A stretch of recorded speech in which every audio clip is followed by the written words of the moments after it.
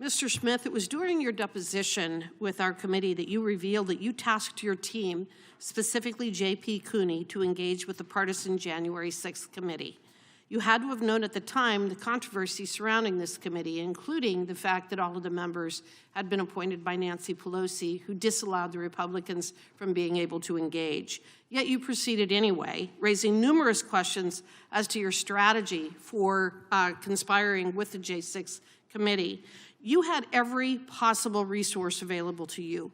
Your prosecution of President Trump was clearly a priority for the Biden administration, and it is clear that you had an unlimited budget. And you also left no stone unturned, even subpoenaing records from sitting members of the House and Senate. So what information could the J6 committee possess that you and the nation's top law enforcement agency could not obtain on your own? I did request J.P. Cooney. What did they have that you couldn't obtain on your own? In any investigation, you What information did they have that you were not able to obtain on your own? I couldn't know that until I had their information. Was there anything there? Did you find that they had information that you were not able to obtain? I don't recall specifically every bit of information. What I can tell you is we took in their information because we wanted to collect any information that could be relevant. We made our own independent assessment of the evidence. Okay, so from the time that you were appointed as special counsel up to the date of your resignation in January of 2025, did you personally have any contact with any members, staff, or contractors of the House's January 6th Select Committee, and if so, who? I do not believe I had contact with anybody personally from the January 6th. The January 6th committee failed to archive or preserve its video recordings of witness interviews, deleting or destroying as many as 900 interview summaries or transcripts involving more than 1 full terabyte of digital data. I repeat, the J6th committee destroyed evidence. Let that sink in. Why would they do such a thing? I think we have a dang good idea. The committee actually used selective clips from these videos and transcripts during their hearings, and yet by destroying this evidence, they have denied Congress and the public the ability to obtain their full content and context. They created their narrative by selective use of the evidence before them, so how very convenient. Did you or your team receive any of those witness transcripts or video recordings of transcribed interviews from the Select Committee that were not released to the public?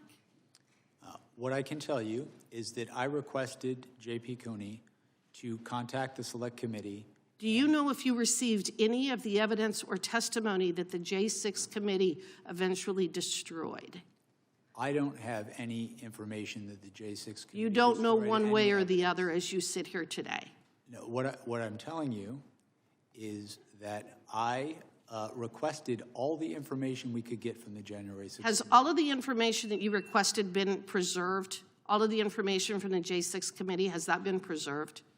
The information that we requested and received, we reviewed it. Has it been preserved? Yes, as part of our files. Thank you. Were you or your team advised, or did you get the impression from anyone affiliated with the January 6th committee that these documents were not for public release, even though portions of them had already been shown to the American people? Were you advised to keep any of the information from the J6 committee confidential? As I sit here right now, I don't recall that. Okay. I recall. Did the J6 committee provide you with the Cassidy Hutchinson testimony as part of the trove of documents that you received? As I sit here now, I don't recall, but it would well, be you're familiar with her testimony, aren't you? I am. And in fact, wouldn't you agree with me that Ms. Hutchinson's testimony, especially the most explosive allegations made, was comprised of hearsay upon hearsay upon hearsay? Come on, you're an attorney. Mr. Smith, you can answer the question. Of course it was hearsay.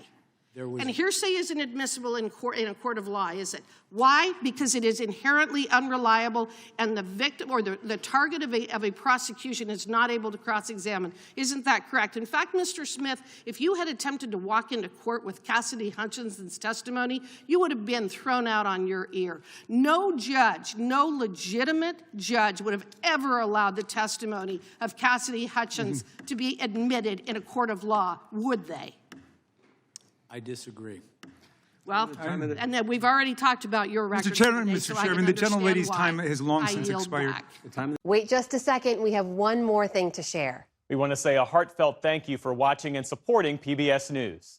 Without you, we simply wouldn't be able to provide the news and the information that you trust. So thank you from everybody here at PBS News. Support journalism you trust. Support PBS News. Donate now, or even better, start a monthly contribution today.